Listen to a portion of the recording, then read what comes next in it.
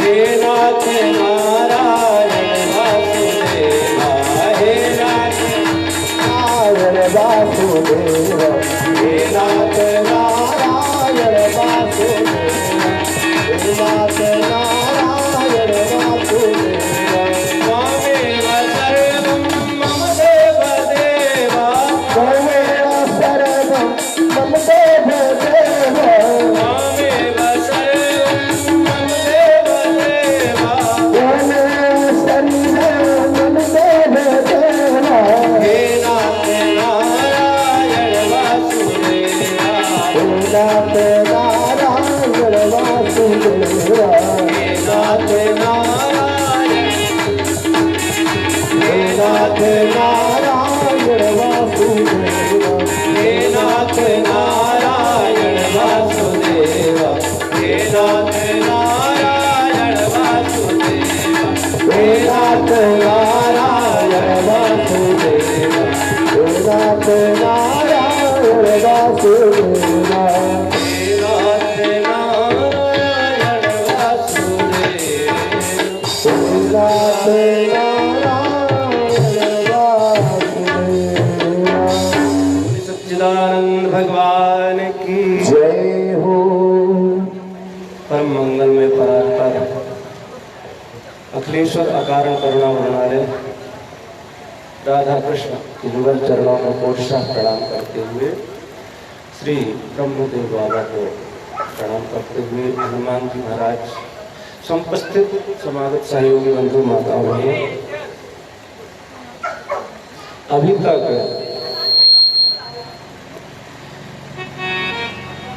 दो दिन तक इंद्र देवता और वायु देवता का प्रभाव था। आज सूर्य देवता का प्रभाव ज्यादा हो रहा है। अगर ज्यादा दिक्कत हो तो छाया में भी आ सकते हैं। कल हम लोग सुंदर परीक्षित के जन्म की कथा सुन रहे थे। भगवान परीक्षित को किस प्रकार से बचाते हैं।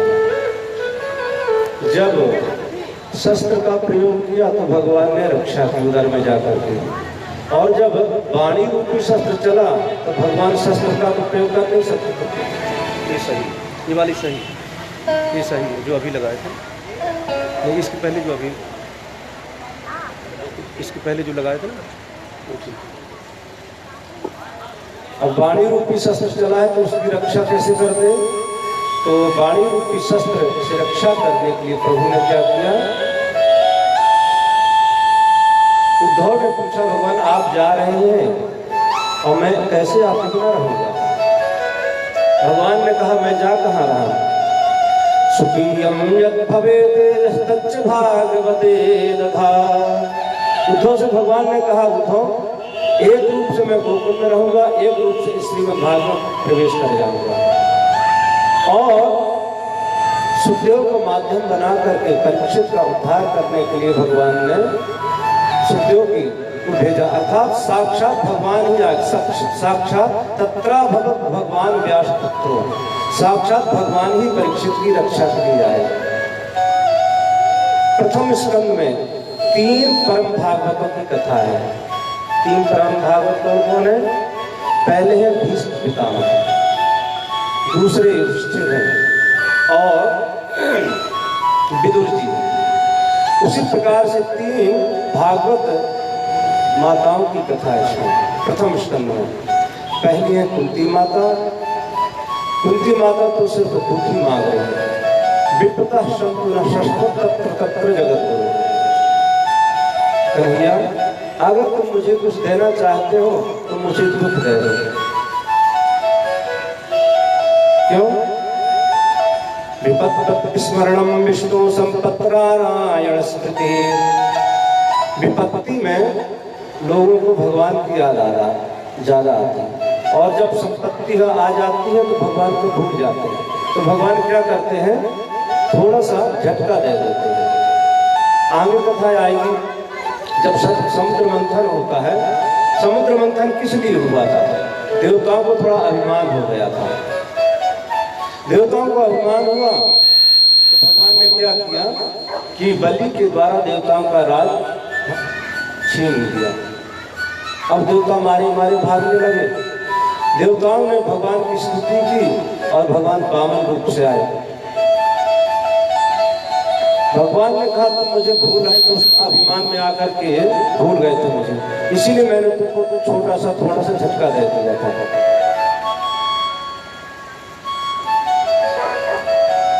तो कुंती माता अपने लिए सिर्फ दुख मांगती है। भगवान ने कहा मैं दुख तुमको नहीं दे सकता हूँ। जीवन भर जब से तुम्हारा जन्म हुआ, जब से तुम जन्मी, तब से तुमको दुखी दुख तो मिल रहा है माँ, और आप कह रहे हैं कि मुझे दुख चाहिए। कुंती माता कहती है स्नेह पास एवं चिंधी, जो स्नेह की जो ग्रंथि है ना, मेरी बहू मेरा, मेरी बेटी मेरा पति, इस ग्रंथि को आप तोड़ दीजिए अगर आप मुझे दुख नहीं देना चाहते। और दूसरी परम भागवत माता कौन है? बोले द्रौपदी जी। द्रौपदी जी के पांच पति हैं और अश्वत्थामा ने उनके सोते हुए बालकों को मार दिया था।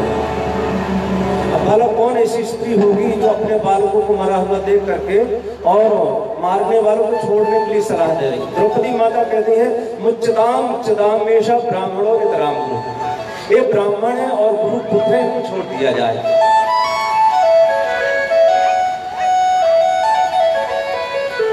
पांच पांडव कौन है? बोले युधिष्ठिर, भीम, अर्जुन, नकुल, सहदेव। अर्जुन और भीम मतलब बलशाली, और युधिष्ठिर है धर्म का अवतार है। द्रौपदी माता कहती है मुच्चताम, इनको छोड़ दीजिए। और तीसरी है देवी उत्तरा कहती है कि मेरे जो उदर में शिशु है उसकी रक्षा कीजिए, मुझे अपनी चिंता नहीं है। पाहि पाहि महायोगिन देव देव जगतपते, आप मेरी चिंता मत कीजिए, मेरे जो उदर में जो बीज बन रहा है ना पांडवों का, उसकी आप रक्षा कीजिए। तो तीन परम भागवतों की सुंदर कथा हम लोग सुन रहे थे, और इसके पश्चात परीक्षित की जन्म की कथा हुई।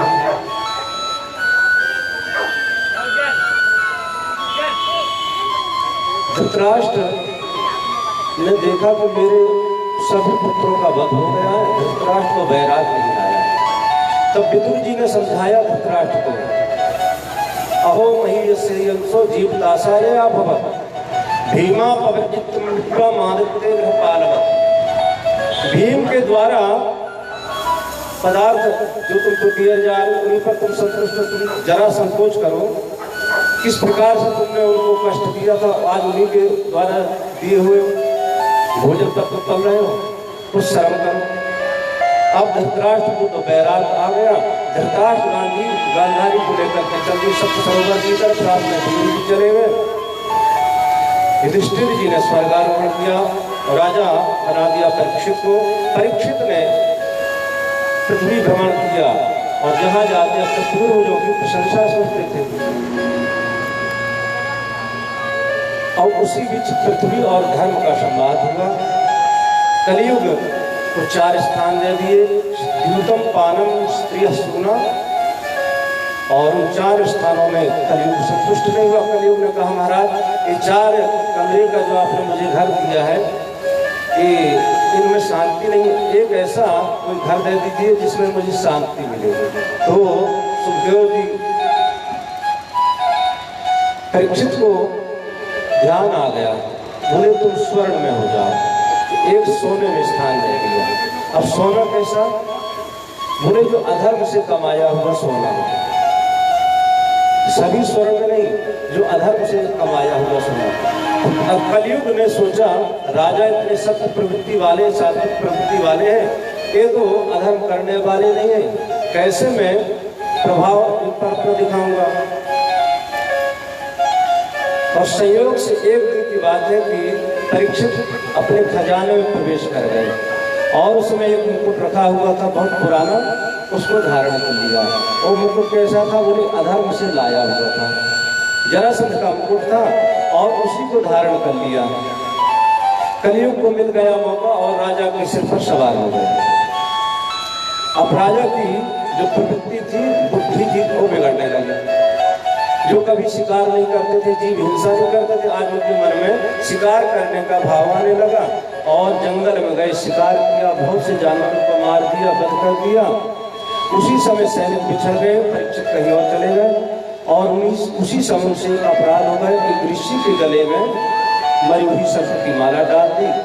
ऋषि के पुत्र ने श्राप दे दिया कि आज से 7वें दिन तक्षक नाम का नाम डसलेगा। परीक्षित को श्राप हुआ। परीक्षित को खबर मिल गई कि आज से 7वें दिन मेरी मृत्यु है।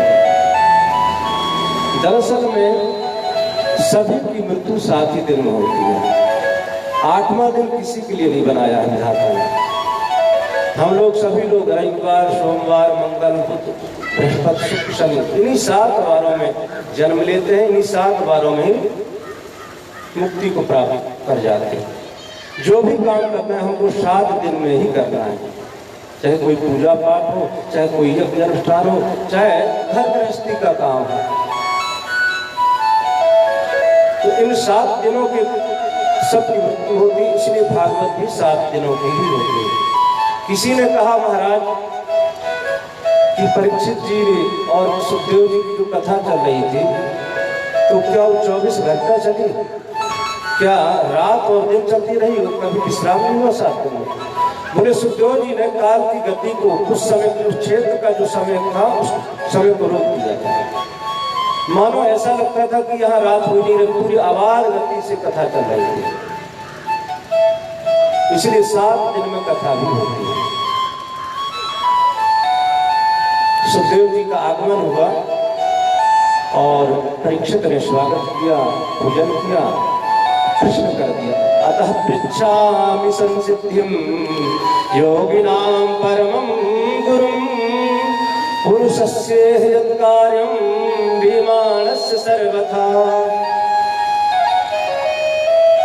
गुरुदेव, अतः पृच्छामि संसिद्धिं योगिनां परमं गुरुं।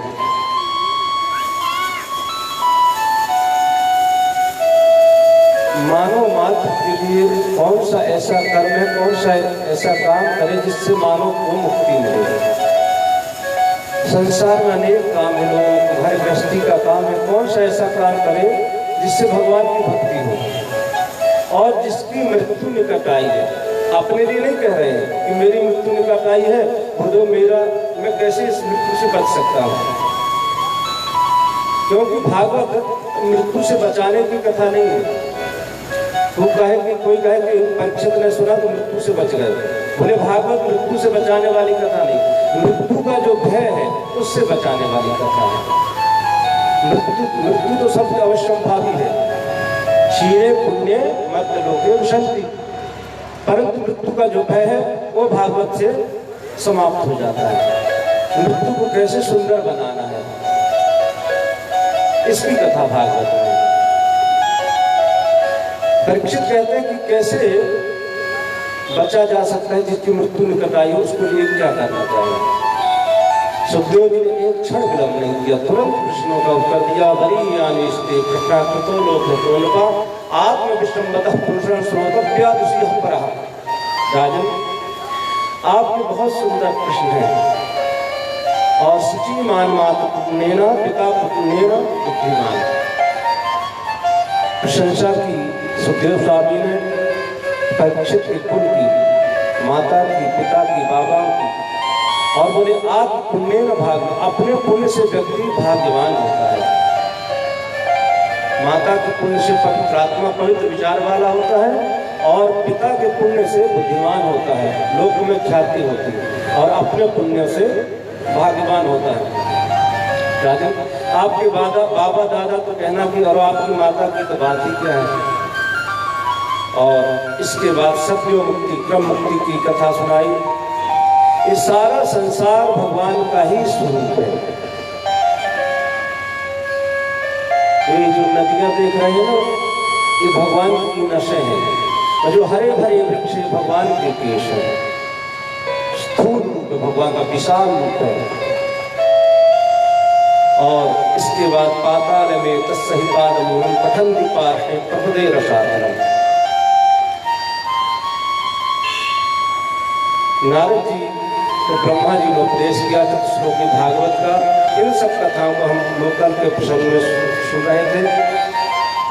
परीक्षित ने प्रश्न किया, महाराज आपने बताया था पूर्व में कि विदुर जी सब कुछ छोड़ करके चले गए थे, तो विदुर जी कहाँ गए और विदुर जी का क्या हुआ?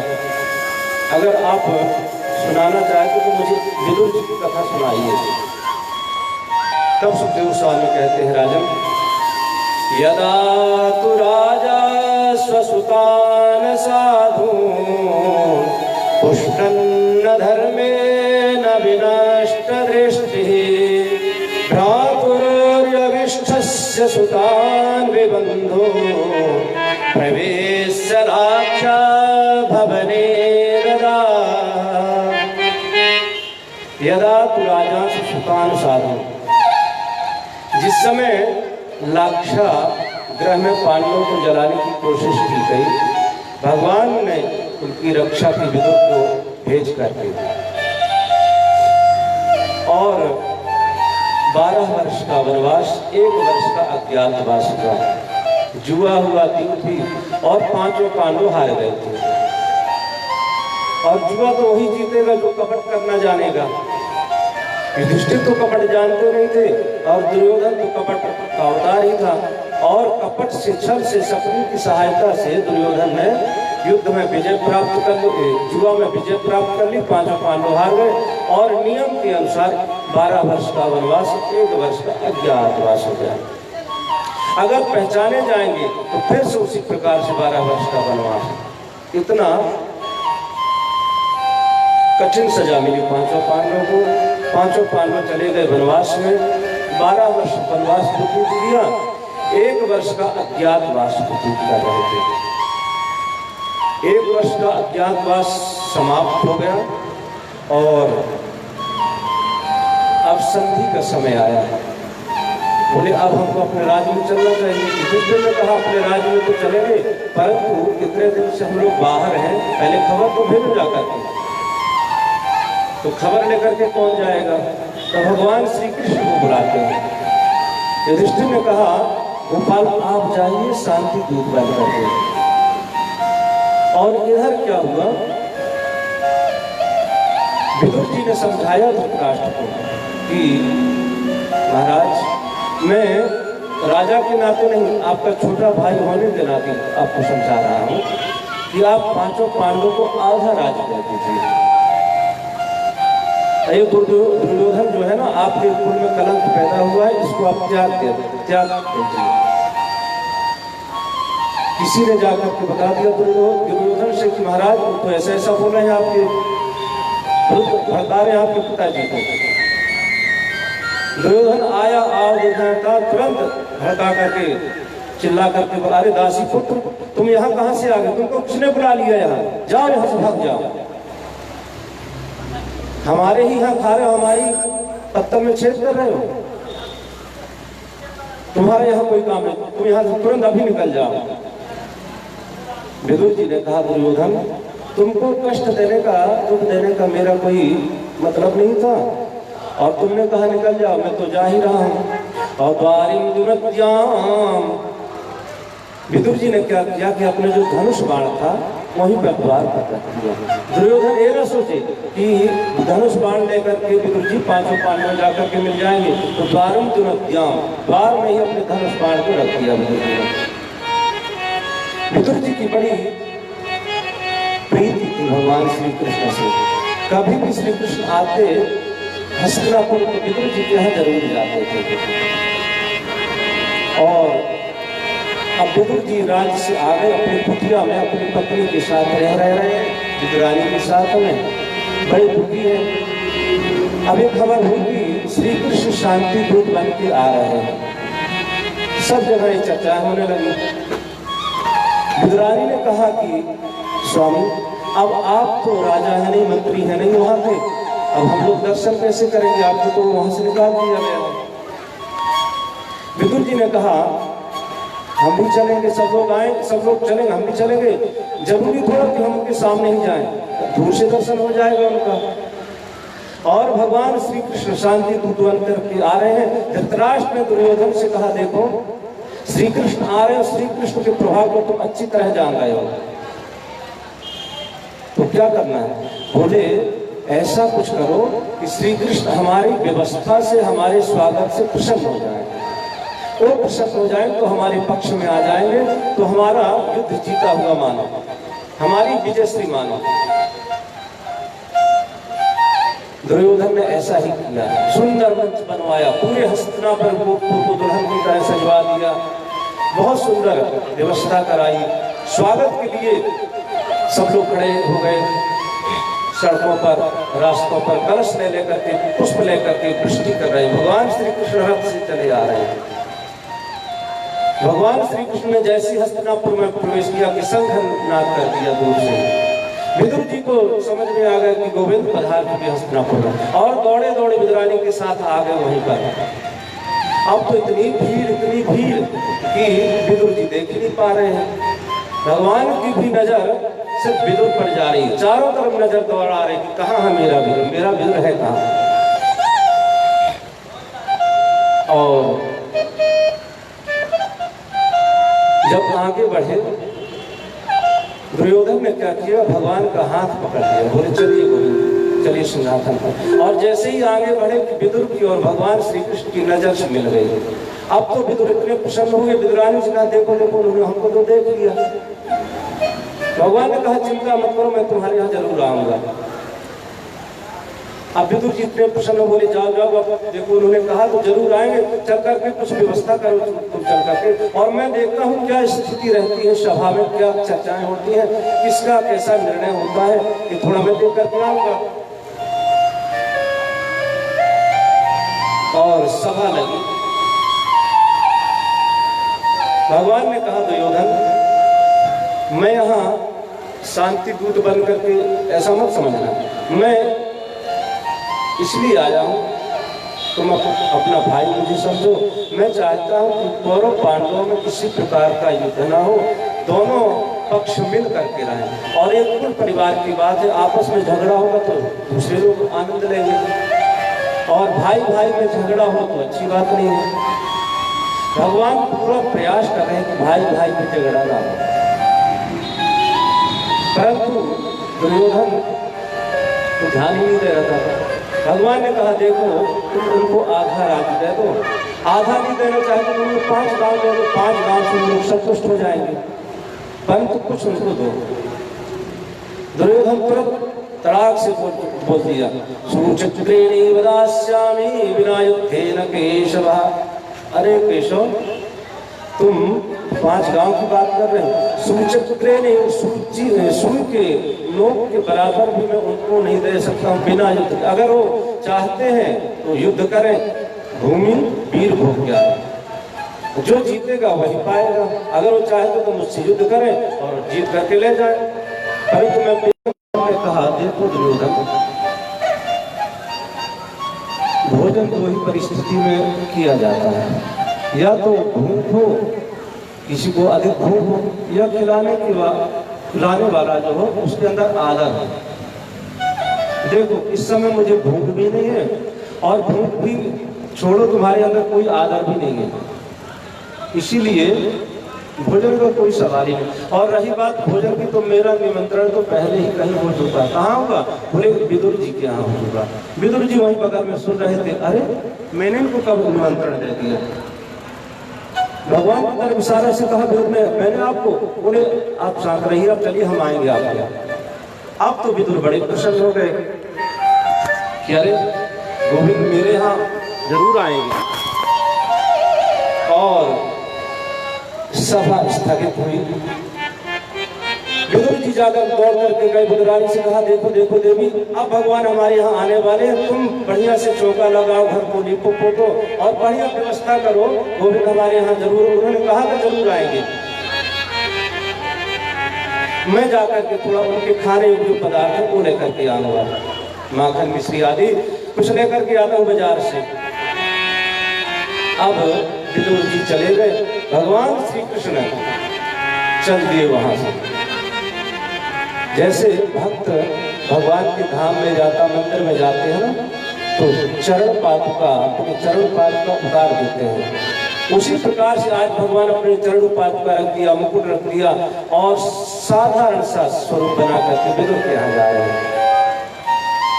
विदुर रानी स्नान कर रही थी, बड़ी प्रसन्न थी, भगवान के गीत गा रही थी, गोविंद जय जय गोपाल जय जय, और स्नान कर रही है। कुछ लोग बाथरूम सिंगर होते हैं, कुछ लोग बाथरूम में स्नान करें वो गीत भी गाते हैं, उनको बाथरूम सिंगर बोलते हैं। और विदुरानी बड़ा सुंदर गीत गा रही, भगवान का चिंतन कर रही, इधर भगवान प्रवेश कर गए। जाकर के धीरे से दरवाजा खटखटाया, काकी। विदुरानी ने सुना नहीं, फिर से, काकी दरवाजा खोलिए, मैं श्री कृष्ण तुम्हारा भतीजा। अब जैसे ही विदुरानी ने सुना, तुरंत अपना भाव देखा नहीं, किस अवस्था में, किस स्थिति में, कुछ देखा नहीं, और सीधे चलती दरवाजा खोलने की। स्नान कर रही थी, उसी अवस्था में दौड़ करके दरवाजा खोला। भगवान ने देखा ये तो हमारे आने पर इतनी पागल हो रही है, भाव विभोर, इनको अपनी स्थिति का पता नहीं है। भगवान ने धीरे से अपना पीताम्बर लिया और विदुरानी के शरीर को ढक दिया। अब विदुरानी उनका हाथ पकड़ करके कहते, गोविंद यहाँ चलो, कभी कहते गोविंद यहाँ बैठो, कभी कहते चलो यहाँ बैठो। पूरे घर में घुमा रही विदुरानी कन्हैया को, और घुमाते घुमाते सोचा कहाँ बैठा, तो बीच में आंगन था। आंगन में ही एक तुलसी का पौधा लगा हुआ था। पहले घर में आंगन होते थे ना, और आंगन का वास्तु शास्त्र के अनुसार बड़ा महत्व होता था। और अभी भी आंगन से जो हमारी जो नकारात्मक जो ऊर्जा है ना, आंगन से ही निकलती है। पूतना वध में आप लोग सुनोगे किस प्रकार से पूतना जब अपना स्वरूप धारण करती है, किस प्रकार से आंगन से ही निकलती है। इसलिए वास्तु शास्त्र के अनुसार आंगन का घर में बहुत बड़ा महत्व होता था, कि जो भी हमारे घर में निगेटिव ऊर्जा है ना, वो सब आंगन से निकल जाती है। विदुरानी ने आंगन के बीच में पौधा लगा था तुलसी का, हाथ पकड़ करके एक पीढ़ा लिया, और पीढ़ा भी कैसा कि उल्टा रख दिया। कन्हैया से कहा कन्हैया बैठ जाओ। भगवान बैठ गए। भगवान ने देखा एक तो हमारे आने में इतनी भाव ऊपर है, और शिवरंगी इतनी भाव विभोर हो गई। कन्हैया ने कहा, काकी काका कहाँ गए? बोले तुम्हारे लिए तो बाजार में गए कुछ लेने के लिए। मेरे लिए? परंतु मुझे भूख तो अभी लगी है, कुछ खाने को दो ना। विदुरानी ने कहा क्या दो, अभी तो कुछ ऐसा है नहीं है। अच्छा एक क्षण के लिए ठहर जाओ, मैं अभी जाती हूँ। अपने हाथों से मैंने कुछ केले के झाड़ लगाए थे, केले का बाग लगाया था, अपने हाथों से सींचती हूँ, जल देती हूँ, और देखती हूँ है कि नहीं वहाँ कुछ फल। तो गई, देखा कुछ फल थे, केले लेकर के आ गई। और विदुरानी क्या कहती हैं, आज हरि आए विदुर घर पाहुना, आज हरि आए विदुर घर पाहुना, आज हरि आए विदुर घर पाहुना, आज हरि आए विदुर घर पाहुना, आज हरि आए विदुर घर पाहुना, आज हरि आए विदुर घर पाहुना, विदुर घर पाहुना, विदुर घर पाहुना, विदुर घर पाहुना, आज हरि आए विदुर घर पाहुना, आज हरि आए विदुर घर पाहुना। विदुर नहीं घर थी विदुरानी, विदुर नहीं घर थी विदुरानी, आवत देखे सारंग पानी, आवत देखे सारंग पानी, बदली भली पुराना, आज हरि आए विदुर घर पाहुना, आज हरि आए विदुर घर पाहुना, आज हरि आए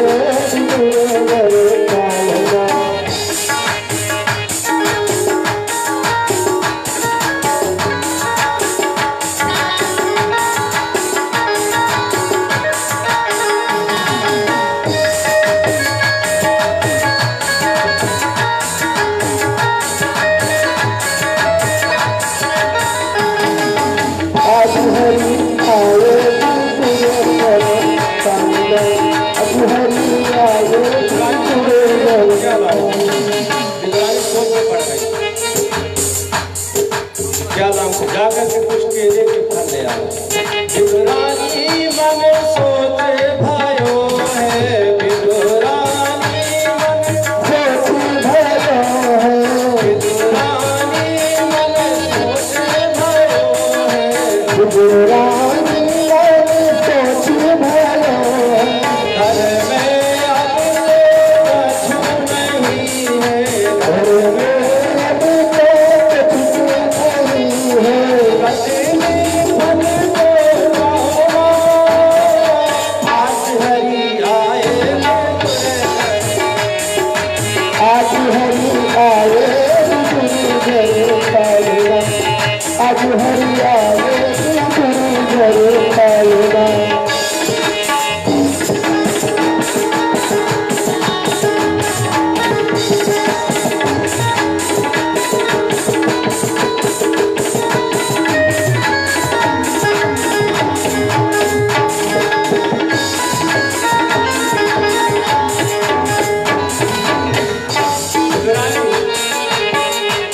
केला छील रही है और केला छील करके क्या करेंगे, उसका जो गिलो है ना, उसका जो फल उसको दूर गिरा दे रहे हैं और छिलका छिलका दे रहे हैं। एक छिलका, दो छिलका, तीन छिलका, इस प्रकार से 50 छिलके भगवान खिलाते जा रहे हैं, विद्रानी खिलाते जा रहे हैं। कदली कदली दूधगी रामे, कदली कदली दूधगी रामे, कदली कदली दूधगी रामे,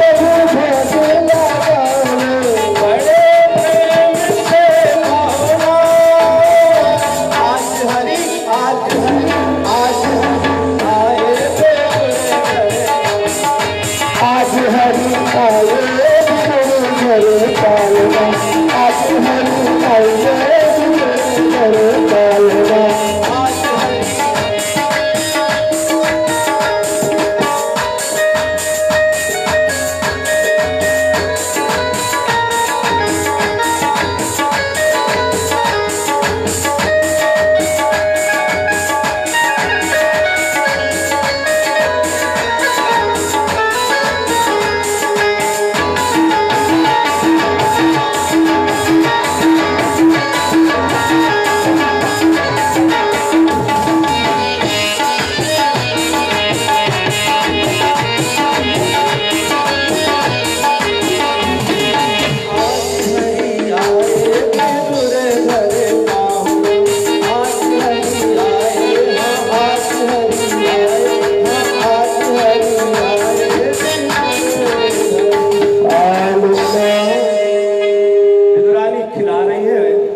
खाते जा रहे हैं।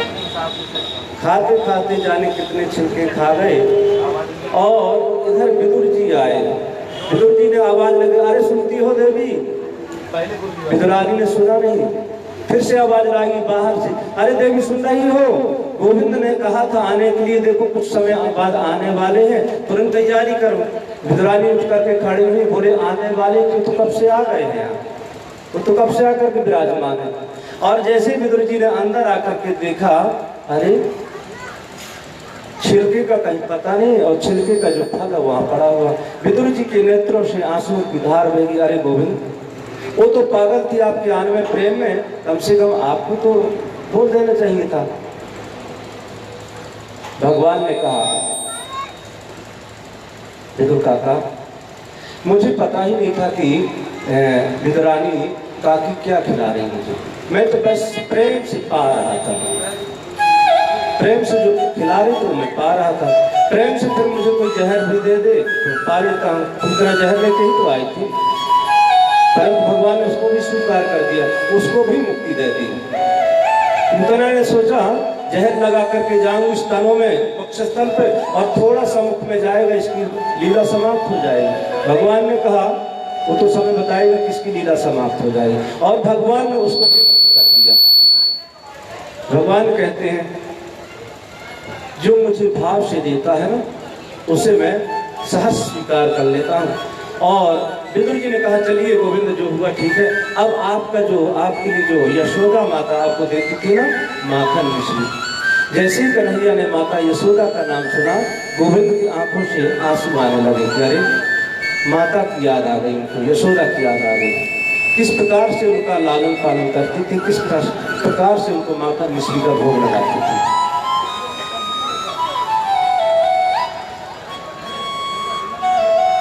इस प्रकार से गोविंद विदुरानी ने कहा चलिए ठीक है। विदुर जी ने कहा चलो जो होगा सो होगा, अब आपका जो है इसको पाइए माखन मिश्री को। और माखन मिश्री लिया, कुछ लड्डू लिया और टेढ़ा मुंह बना करके बोले कन्हैया जी काका एक बात कहें क्या? बोले जो स्वाद काकी के केले के छिलकों में था ना वो आपकी इस लड्डू में माखन मिश्री में नहीं। बोले भक्तवत्सल भगवान की करुणा निधान। चालू नहीं है, चालू कर दीजिए। इस प्रकार से विदुर जी वहां से चल दिए।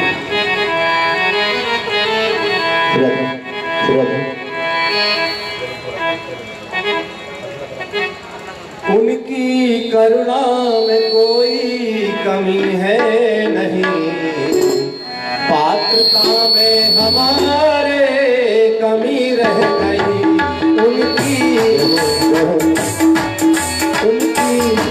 करुणा में कोई कमी है नहीं, पात्रता में हमारे कमी रह गई। करुणा में कोई कमी है नहीं,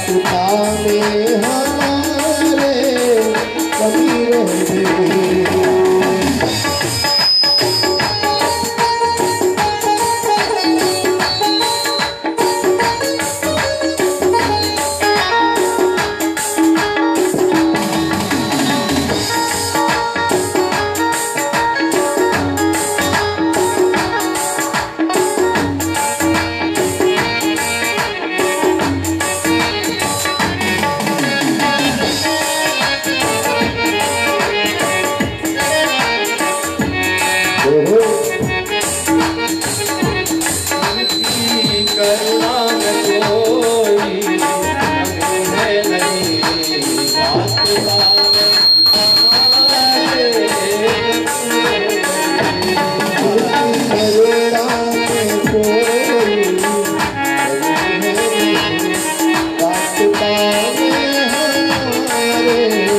रह गई।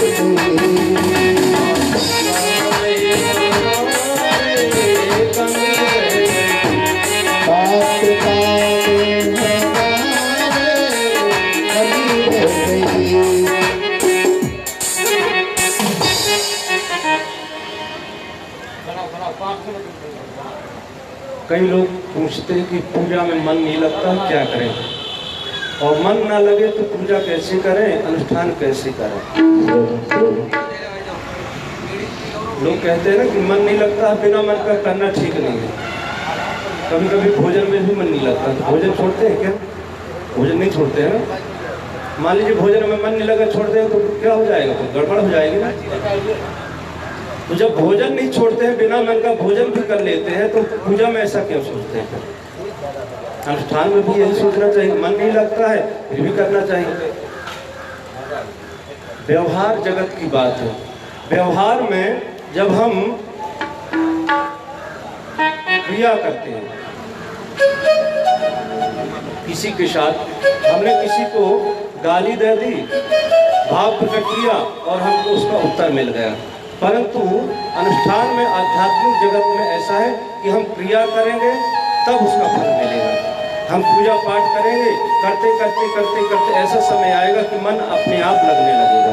अगर कोई सोचे कि मन लगेगा तभी पूजा करेंगे तो जीवन में वो समय कभी नहीं आएगा। कभी ऐसा समय नहीं आएगा कि आपको मन लगे और आप पूजा में बैठे। मन को क्रिया करनी पड़ेगी, हमको पूजा में बैठना पड़ेगा और धीरे धीरे धीरे धीरे अपने आप मन लगेगा। भगवान ने वरदान दिया, वहां से प्रस्थान कर गए। सभा स्थगित हो गई थी और इसके बाद फिर विदुर जी वहां से चल दिए और विदुर जी की भेंट उद्धव जी से हो गई। उद्धव जी से भेंट हो गई 3 अध्यायों में। भागवत के 3 अध्याय हैं। संपूर्ण भागवत की संक्षिप्त में भगवान के जन्म से लेकर के भगवान के गोलोक धाम पधारने तक की पूरी कथा, संपूर्ण कथा है 3 अध्यायों में।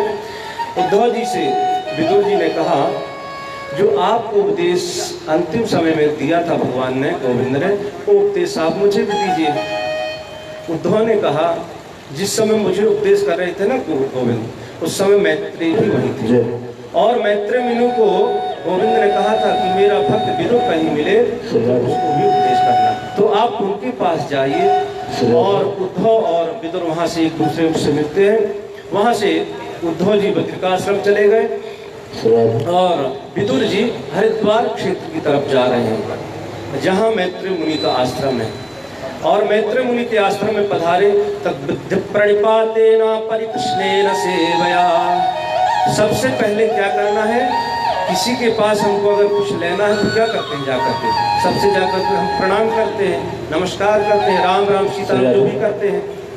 तो गुरु के पास अगर हमको कुछ लेना है तो सबसे पहले क्या करें, प्रणिपात प्रणाम करना है।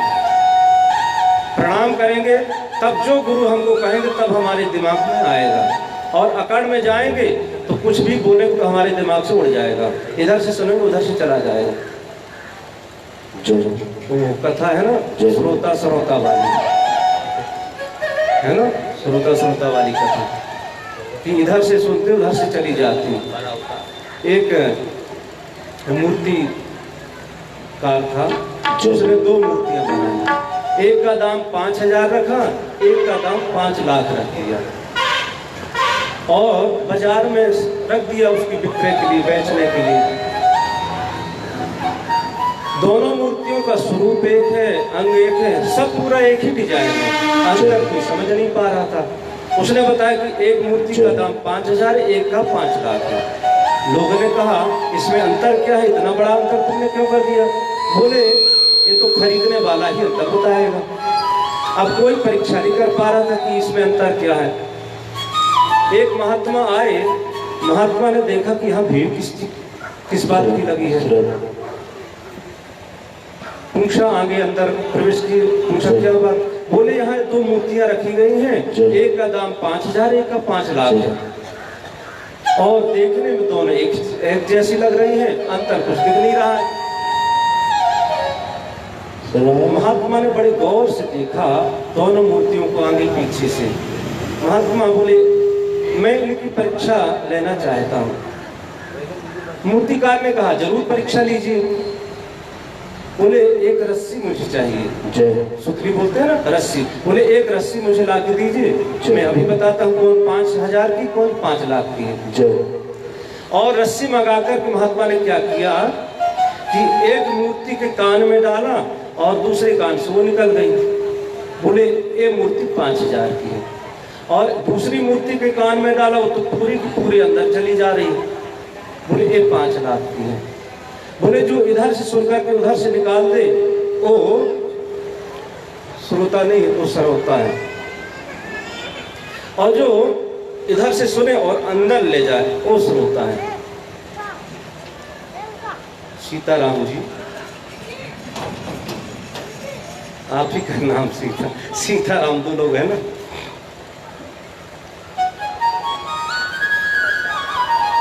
तो कथा कोई व्यास करता नहीं, कथा तो श्रोताओं के भाव से होती है। गाय होती है ना, गाय को दोहने वाला जो होता है ना, गाय को दोहने से पहले कितना खिलाता है, फिर बछड़ा ले जाता है, दोहन पात्र ले जाता है।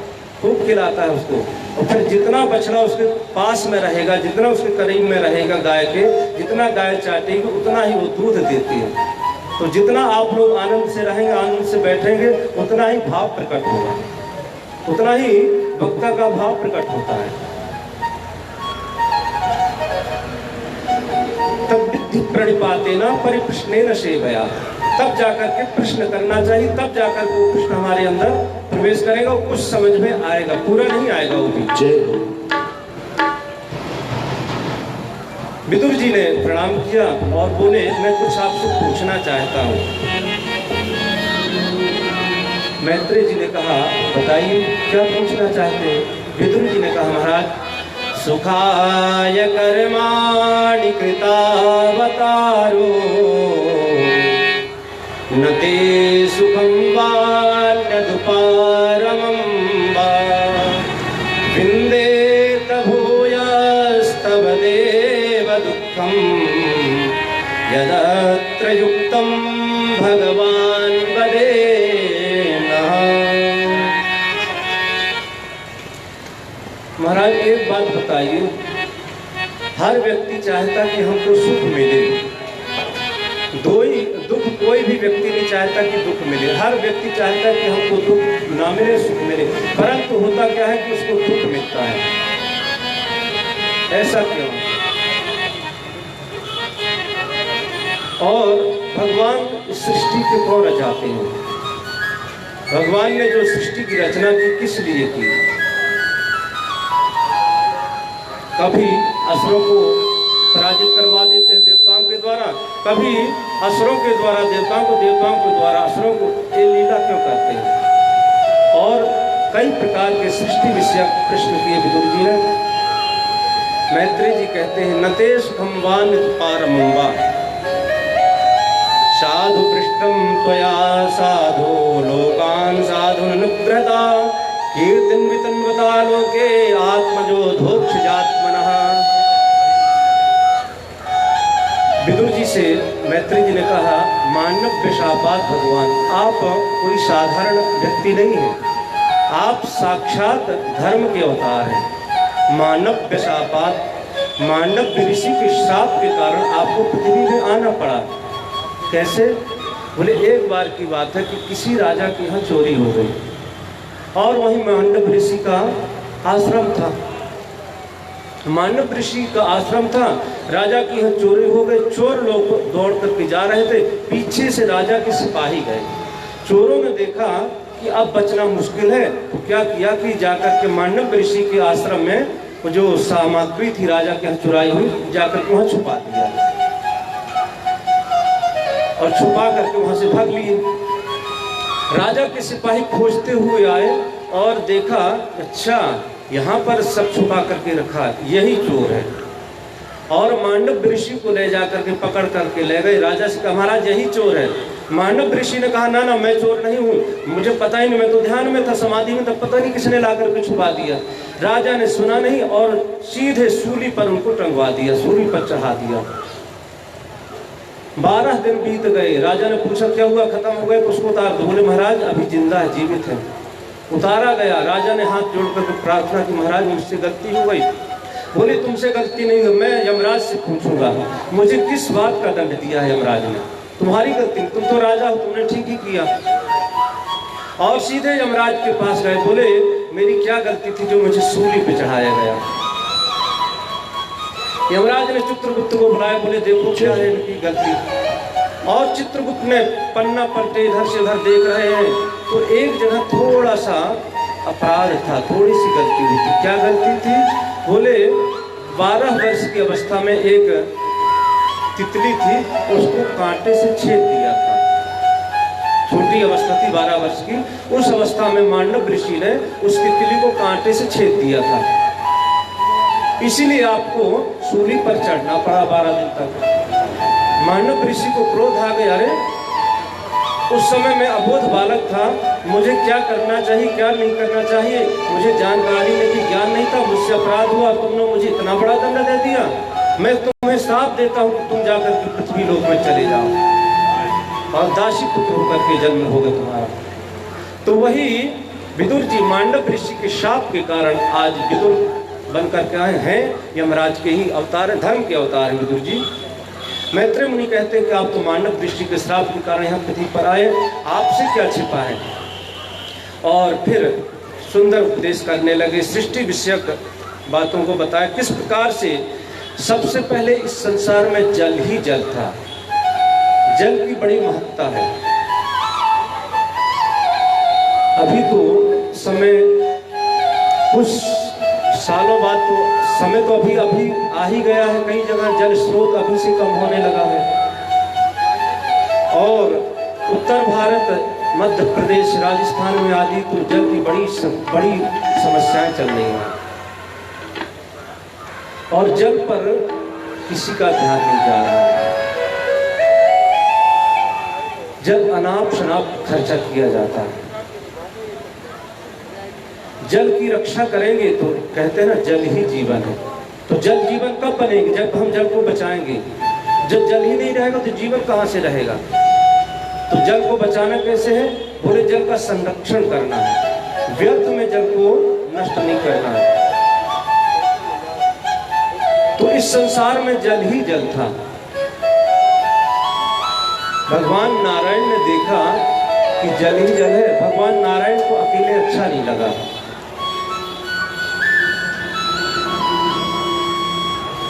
मान लीजिए अपना पड़ोस में कोई ना हो, अकेले घर हो तो भी अच्छा नहीं लगता है। अकेले चले और कोई हम लोग मान लीजिए अच्छा कपड़ा पहन लिया, अच्छी ड्रेस पहन ली है, कोई पूछने वाला नहीं, कोई उसको तारीफ करने, उस पर प्रशंसा करने वाला नहीं है, तो भी अच्छा नहीं लगेगा।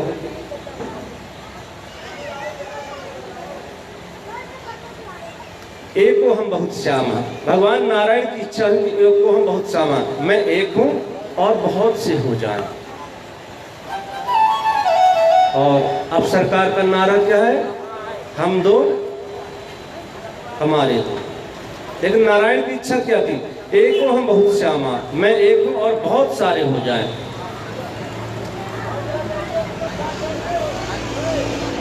और उसी समय ध्यान मुद्रा में नारायण विराजमान है, शेष साई पर विराजमान है।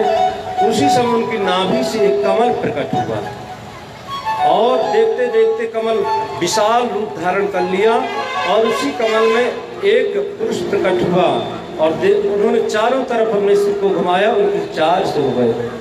उनको ब्रह्मा कहा, विधाता। अब उस कमल नाल में बाहर से अंदर से बाहर, अंदर से बाहर घूम रहे हैं, देख रहे हैं कि मुझे जन्म देने वाला कौन है।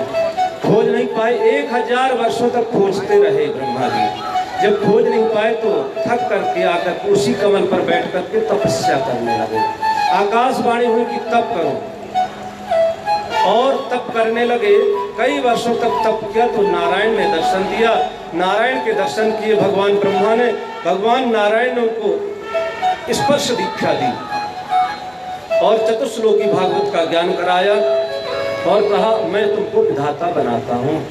आज से तुम सृष्टि की रचना करो, इस सृष्टि के विधाता हो। ब्रह्मा जी ने हाथ जोड़ करके कहा, महाराज आप विधाता बना रहे हैं और विधाता बनाने के बाद इतना बड़ा पद दे रहे हैं, पद इतना बड़ा मेरे पास आ जाए तो अभिमान भी तो आएगा। मुझे अभिमान नहीं आएगा। क्यों? मैंने तुमको उपदेश कर दिया है, उस उपदेश के अनुसार अगर चलोगे तो तुमको अभिमान नहीं आएगा। भगवान नारायण वहाँ से अंतर्ध्यान हो गए। ब्रह्मा जी ने सुंदर स्तुति की और फिर से तपस्या करने लगे और इसके बाद उन्होंने 10 प्रकार की सृष्टि की। 4 खुर वाले, 2 खुर वाले, अनेक जानवरों की, अनेक पशुओं की सृष्टि की, जीवों की सृष्टि कर रहे हैं। इसके बाद मनवंतरों की कथा बताई कि किस युग की कितनी आयु है। बोले कलयुग की 4,32,000 कलयुग की आयु है और 8,64,000 द्वापर की और त्रेता की 17,28,000 और सतयुग की है 12,96,000। इस प्रकार से युगों की आयु का वर्णन बताया, काल का वर्णन बताया, काल की कथा सुनाई और फिर इसके बाद मरीचिरत्रंगिर्षो पुलस्ता पुलः क्रतुः सवैरुरोध देवानां पूर्वजो भगवान भवः। सबसे पहले मानव सृष्टि की, तो उसमें सबसे पहले कौन आया? सनक, सनंदन, सनातन, सनत कुमार, 4 बालक प्रकट हुए। छोटे छोटे बालक थे। ब्रह्मा जी ने कहा तुम हमारी सृष्टि में सहयोग करें। उन्होंने कहा ना ना, हम कुछ नहीं करेंगे, हम तो भगवान का भजन करेंगे। ब्रह्मा जी को क्रोध आ गया, बोले मैं तुम्हारा पिता हूँ और तुम मेरी आज्ञा की अवहेलना कर रहे हो। मैं तुमको श्राप देता हूँ, इसी प्रकार से तुम जीवन भर बने, आजीवन तुम इसी प्रकार के छोटे छोटे बालक ही बने रहोगे। और उसी समय जब उनको क्रोध आया तो उनके भ्रूण से एक पुरुष प्रकट हो गया, जो 11 रूप में प्रकट हो गया, उसको रुद्र बोलते हैं। अब तो रुद्र ने कहा मुझे क्या आदेश है? बोले तुम सृष्टि करो। और उनको 11 रुद्राणी दे दी। सवीरुरोध देवानां भगवान पूर्वजो भव नामानि कुरुमेधाता स्थानानि च जगद्गुरु। अब भगवान रुद्र सृष्टि कर रहे हैं। अब जो जैसा उसी प्रकार की सृष्टि करेगा। कोई मुखहीन विपुल मुख का हो, कोई अधिक मुख वाला है तो किसी के मुख ही नहीं है, किसी का पीछे मुख है, किसी का ऊपर मुख है। अनेक प्रकार के मुखों वाले एक दूसरे को मारने लगे, खाने लगे, तो बड़ा गड़बड़ होने लगा। ब्रह्मा जी ने कहा ये तो बड़ी भयंकर सृष्टि हो गई है। तुरंत रुद्र को बुलाए, रुकिए रुकिए आइए इधर। बोले क्या हुआ? बोले अब आप ये सृष्टि बंद कीजिए, अब आप जाकर के तपस्या कीजिए। और रुद्र वहां से तपस्या के लिए चले गए। मरीचिरत्रंगिर्षो पुलस्ता पुलः क्रतुः बभूवशिष्टो दक्षश्चादस्मस्तत्र नारदः। इसके बाद 10 ऋषियों की सृष्टि की। मरीच, अत्रि, अंगिरा, पुलस्त, क्रतु और दक्ष, नारद, क्रम से इनकी सृष्टि हुई। और छाया या कर्मोदज्ञ देवहूता पति प्रभु, और इनका बस चला आगे चल के बहुत विस्तार से सुंदर कथा बताई कि कर्दम का विवाह देवहूति से हुआ था। छाया कर्दमोद्य देवहूता पति प्रभु। विदुर ने पूछा महाराज कर्दम का विवाह देवहूति से कैसे हुआ था? तो जब इस प्रकार से सोच रहे थे, उसी समय सृष्टि के लिए सोच रहे थे, तो क्या हुआ कि एक दाहिने भाग से पुरुष प्रकट हुआ, बाएं भाग से स्त्री प्रकट हुई। स्वयंभू मनु अरु शतरूपा, एक का नाम था स्वयंभू मनु, एक का नाम था शतरूपा। हाथ जोड़ करके कहा पिताजी क्या आज्ञा है? ब्रह्मा जी ने सोचा ये सृष्टि बहुत अच्छी है, ये तो जन्म लेते ही कह रहे पिताजी क्या आज्ञा है? ब्रह्मा जी बड़े प्रसन्न हुए, बोले पुत्र तुम सृष्टि की रचना करो, कुछ प्रजा की वृद्धि हो, ऐसा काम करो। पृथु महाराज ने नीचे की तरफ देखा, महाराज बोले यहाँ तो जल ही जल है, संपूर्ण जगह हर जगह जल ही जल है।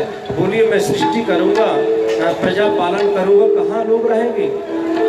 ब्रह्मा जी को ध्यान लगा रहे, जल ही जल है, सही बात है, बात तो सही कह रहे हैं। तो उसी समय ब्रह्मा जी को छींक आ गई, और जैसे ही ब्रह्मा जी को छींक आ गई कि एक छोटा सा बारह रूप प्रकट हुआ। देखते देखते बड़ा विशाल उधर, बोली 12 भगवान की जय।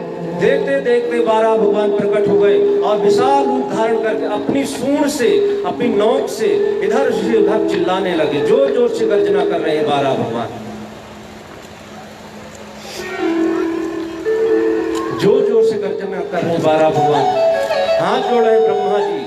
ब्रह्मा जी ने देखा कि भगवान नारायण आ गए और तुरंत जाकर के रसातल में पहुंच गए, जहां पृथ्वी को हिरण्याक्ष ले जाकर के हरण करके ले गया था।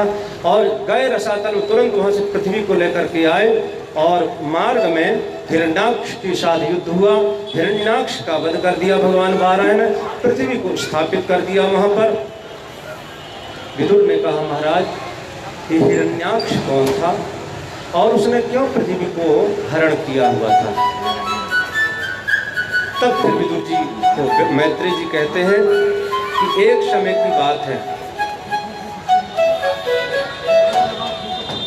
कश्यप की 2 पत्नियां हैं, दिति और अदिति। अदिति से आदित्यादि देवता हैं और दिति से दानव हुए। अब दिति के जो भी पुत्र होते हैं, देवता लोग भगवान नारायण की सहायता से उनको मरवा देते हैं। एक दिन की बात, शाम का समय था, सायंकाल की बेला थी और महाराज कश्यप संध्या वंदन की तैयारी कर रहे थे। दिति गई और जाकर के प्रार्थना की। महाराज कश्यप ने कहा, देवी सब ठीक तो है, कुशल तो है। अथ में गुरु कल्याणम कामम कंजीवलोचना आर्तो परशरण भूम नमो गम ही महीयसी। कश्यप ने कहा, महाराज सब कुशल तो है देवी। दिति ने कहा, क्या कुशल बताऊं आपको, मेरी सौंप के सब पुत्र हैं इतने, और मेरे जो भी पुत्र होते हैं सब देवता लोग मरवा देते हैं। अब मुझे अच्छा नहीं लग रहा है। मेरी इच्छा है कि मेरे भी ऐसा पुत्र हो जाए कि देवताओं को पराजित। आप आपका चलिए उसको तो पूरा करूंगा ही, परंतु जो समय है, ये समय ऐसा घोर दर्शन। देवी, ये जो बेला है ना, ये जो समय है, ऐसा घोर तमा बेला, ये समय जो है ना, ये ठीक नहीं। शाम का समय है, शाम का जो समय